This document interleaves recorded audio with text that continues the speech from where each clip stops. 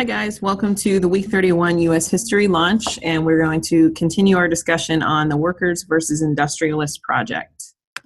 I'd first like to start by giving a recap of the progress so far on the Focused on the Finish challenge. And just so you know, we did update this data just on Friday, March 23rd at noon. So if you completed anything after this or worked over the weekend, it was not included in the data, but it will be counted the next time we go and collect the data.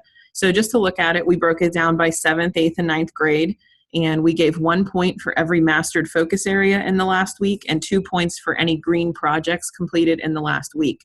So it's a pretty tight race. 7th had 64 total points, 8th grade has 60, and 9th has 56. So it does get a little bit, the lead gets a little bigger for 7th grade whenever we break it down, because we have to look at how many kids are in each grade. So 7th has 17 kids or 15 kids.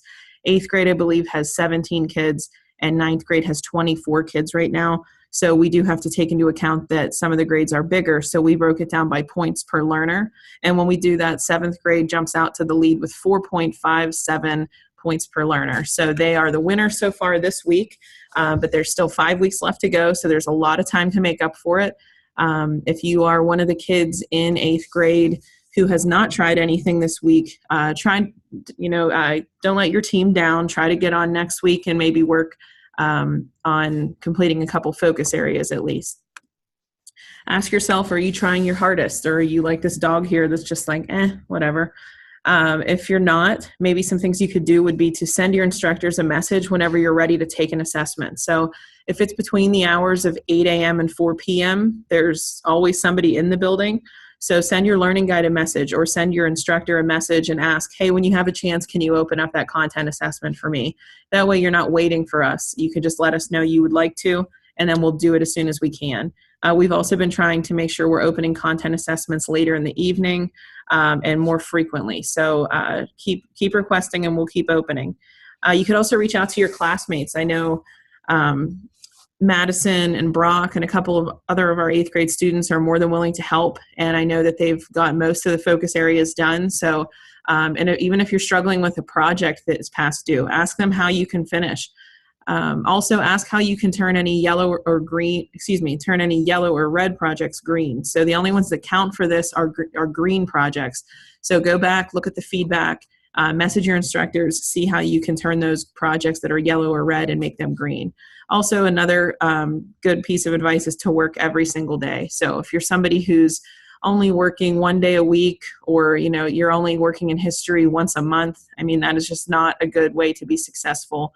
So just something as simple as working more often will get better results.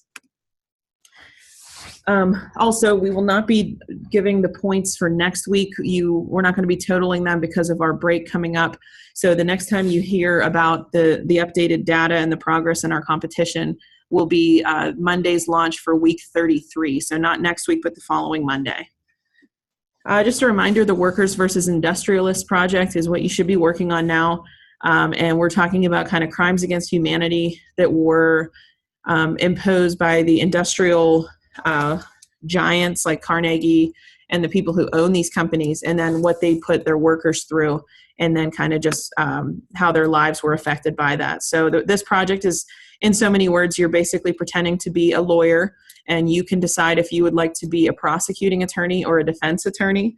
So that means you can either be prosecuting against the industrial giants, the labor leaders, and you can basically be using the evidence to try to build a case against them and saying they were committing crimes against humanity against their workers, or you can be a defense attorney and explain why they were not committing crimes against humanity. So checkpoint 1 is the witness affidavit. So whenever you open it up, again, you are getting feedback on the cognitive skill of selection of evidence. So that is what I'm focusing on this week. And you want to make sure that you open up the checkpoint below and you get all these resources. So the first one being that what is a crime against humanity, and then also that one's important, and then also these resources down here, the prosecution witness affidavits, if you're going to do the prosecution side, or if you're doing defense, you want to pick the defense witness affidavits. So the first thing is the Crimes Against Humanity resource sheet. It's really, really hard to do something and try to make a case for something if you don't even know what you're fighting for. So it's really important that you read this document, read and discover what crimes against humanity are and how they are defined in the International Criminal Court. So this resource here, you want to click in, there's a couple pages, but it'll explain, I think we all know what murder means, but enslavement, torture, imprisonment, persecution, and other inhumane acts, I think they can be a little vague, so kind of getting an idea of what we mean by those terms. All right, and then I do want to just discuss a little bit selecting evidence. So this is a sample one for the prosecution witness. This is an injured worker from Pittsburgh, Patty McDowell. So you want to make sure you're reading these and trying to pull out pieces of information that a lawyer would use to build his case against basically the boss, to make a case for a crime against humanity. So when I went through here, I kind of just skimmed it real quick, but some things stuck out to me. I lost 40 pounds in the first 3 months. It's so hot in there that it sweats the life out of a man. That's a pretty strong statement. So that could be maybe some other inhumane acts. You know, it's so hot in there. They never get to go outside. They're just kind of drenched in sweat. So that could be a piece of that maybe. This next part was we didn't get breaks. We only stopped about 3 to 5 minutes total. So in an entire 12-hour workday, they stopped for about 3 to 5 minutes. And I also highlighted that they worked 12 hours a day, 7 days a week. And then this last part down here, workers get hurt all the time in mills, but if it happens after the men have been on duty for 10 hours and running like hell, everybody tired, it's a different story. You just don't have the reflexes to get out of the way at that point. So they're basically saying they were worked so hard and so overworked that anytime little things like this, or in this case, a furnace exploded, it caused even more injury or more death because they were just so tired and can barely react. So you're going to try to find multiple pieces of evidence from each document, and you should not be focusing on just one witness. You want to make sure you're using all 5 witnesses to build your case.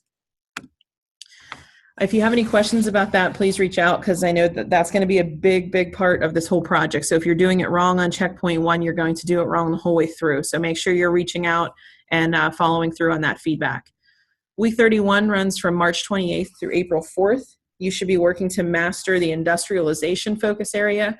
If you already have, you could move on to the reconstruction one if you haven't done that yet, or also the additional focus area of civic participation. That is what will allow you to get some extra credit, those additional focus areas. And then also you could submit checkpoint 1 of the Workers versus Industrialists project. I just want to give a couple of reminders about some upcoming events. We do have Family Engagement Night on Tuesday, March 27th. And this is not to say what's going to happen at Family Engagement Night. This is just a throwback to a baseball game on Easter a couple years ago when the Easter Bunny completely annihilated Teddy Roosevelt. So that was just to tie in with Easter. But I don't want you to fear that we're going to have like mascots and weird things at Family Engagement Night. But anyway, that's from 6 to 8 p.m. on Tuesday, March 27th at CPDLF. And also school is not required on Friday, March 30th or Monday, April 2nd. That is our spring break or Easter break, whatever you want to call it. I don't want to say no school because I don't want to discourage anybody from working. So I'll just say it's not required. But if you're somebody who is really far behind, I highly, highly recommend getting in there and taking advantage of the time. You can always work on the projects at least. I won't be grading or opening much content assessments probably, but you could at least be working on some projects. And your reflection for this week is, what is a thesis statement? So you can go back. Oh, I'm sorry. That's not your reflection. That's for the other class. Let's see. What should your reflection be? Your reflection can be to tell me, are you planning to attend our family engagement night? Yes or no?